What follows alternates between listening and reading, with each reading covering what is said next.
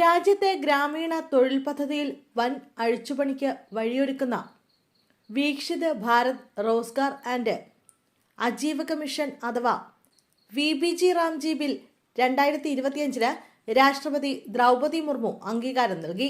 ഇതോടെ 2 പതിറ്റാണ്ടിലേറെയായി നിലനിന്നിരുന്ന മഹാത്മാഗാന്ധി ദേശീയ ഗ്രാമീണ തൊഴിലുറപ്പ് നിയമം ചരിത്രമായി മാറുകയാണ്.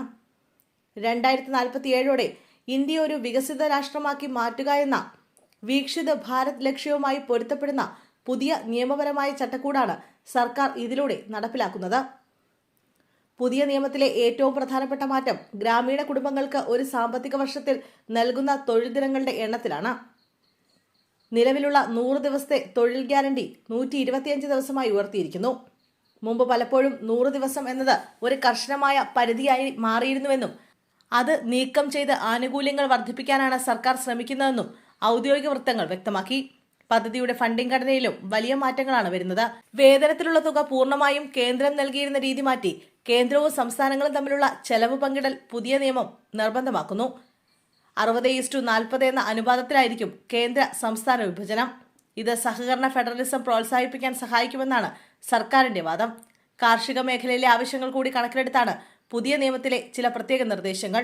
വിളവെടുപ്പ്, വിതയ്ക്കൽ തുടങ്ങി തിരക്കുള്ള കാർഷിക സീസണുകളിൽ 60 ദിവസം വരെ പദ്ധതി പ്രകാരമുള്ള തൊഴിൽ നിർത്തിവെക്കൽ നിയമം അനുവാദം നൽകുന്നു. കാർഷിക തൊഴിലാളികളുടെ ക്ഷാമം പരിഹരിക്കണമെന്ന കർഷകരുടെ ദീർഘകാലമായുള്ള ആവശ്യം പരിഗണിച്ചാണ് ഈ തീരുമാനം. കൂടാതെ പദ്ധതി പ്രകാരം നടപ്പിലാക്കുന്ന ജോലികളുടെ വ്യാപ്തിയും പുനർനിർവചിച്ചിട്ടുണ്ട്.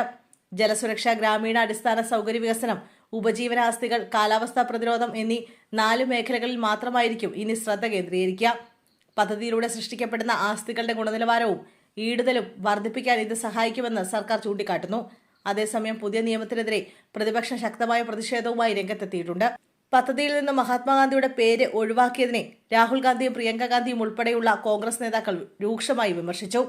തൊഴിലുറപ്പ് നിയമത്തിന്റെ അടിസ്ഥാനപരമായ അവകാശങ്ങളെ അട്ടിമറിക്കാനാണ് സർക്കാർ ശ്രമിക്കുന്നതെന്നും തീരുമാനമെടുക്കാനുള്ള അധികാരം കേന്ദ്രത്തിൽ നിക്ഷിപ്തമാക്കുന്നത് തൊഴിലാളികളുടെ അവകാശങ്ങളെ ദുർബലപ്പെടുത്തുമെന്നും പ്രതിപക്ഷം ആരോപിച്ചു.